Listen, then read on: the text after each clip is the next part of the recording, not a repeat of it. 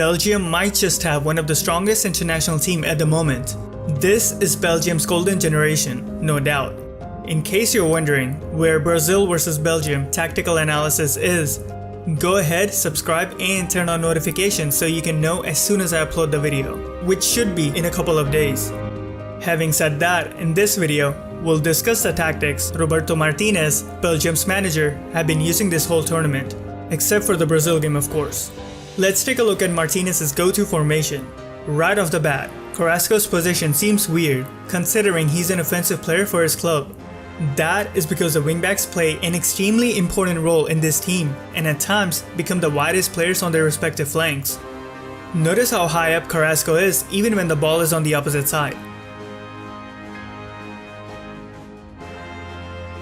So the wingbacks effectively become the widest offensive players in majority of their attacks. But before we get into the offensive side of this team, let's take a look at their defense first, because that often goes overlooked when this team is talked about. And since the wingbacks are so attack oriented, they have to have a system in place that protects the back line. Therefore, let's take a look at the formation again. Witsel and De Bruyne both have important defensive duties. Instead of filling in for the wingbacks out wide, Witsel and De Bruyne stay in the middle while it's Vertonghen and Alderweireld who fill in for the wingbacks.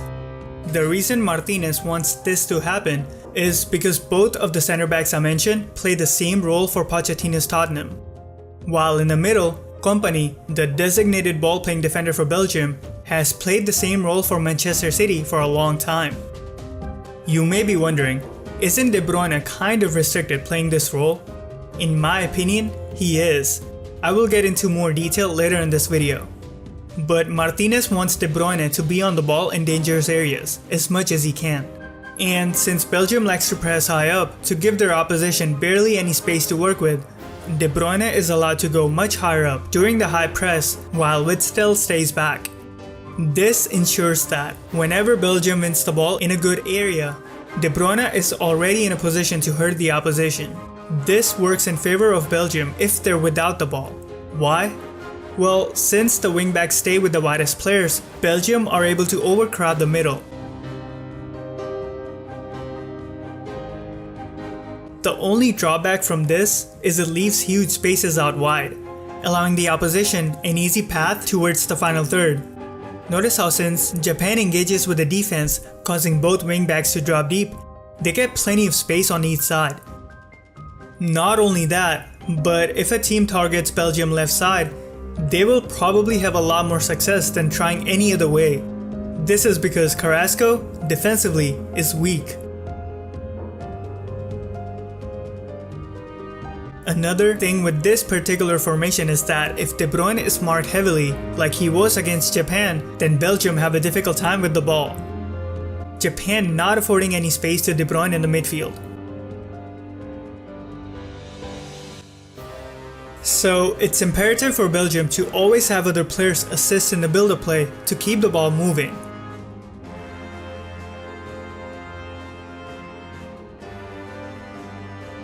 When playing from the back, De Bruyne and the ball near wingback always come deep. This is done for mainly two reasons. When both of these players come deep, the opposition has a difficult time marking everyone. If the opposition gets too tight with one player, it leaves another open. In case they're able to mark everyone nearby, Belgium are not afraid to go long, considering they have a player like Lukaku waiting for a ball over the top.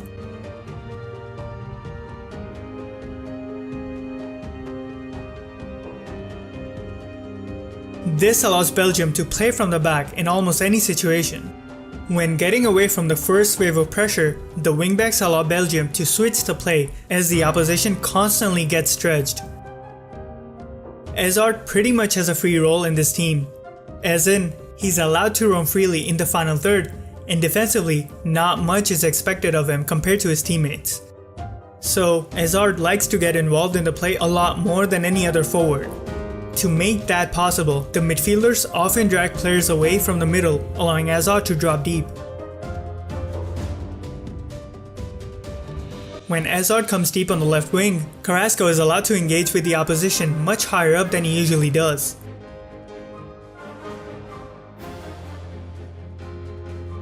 If he does not come deep, the defender gets dragged towards him, leaving huge space for Carrasco to exploit in behind.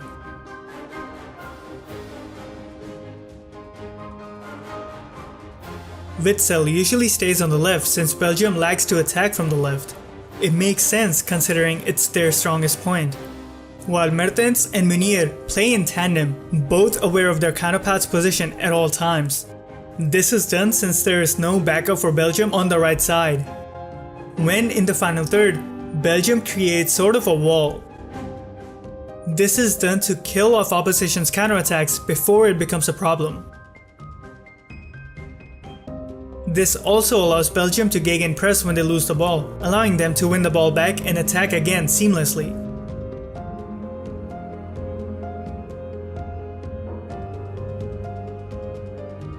Belgium have many players who offer aerial threat, and that makes them very dangerous on set pieces. It's not just Hazard who drops deep, Lukaku also does it pretty often. Meanwhile, Hazard looks to exploit the space in behind.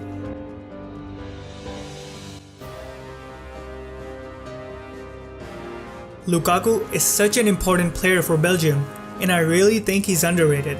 His work rate is insane, he's in tune with the physical side of the game, and he's a very intelligent striker. So the fact that internationally he plays for one of the best teams in the world and is a key player in Manchester United, which is one of the best teams in England, that should tell you of the quality he possesses. And he's only 25, mind you.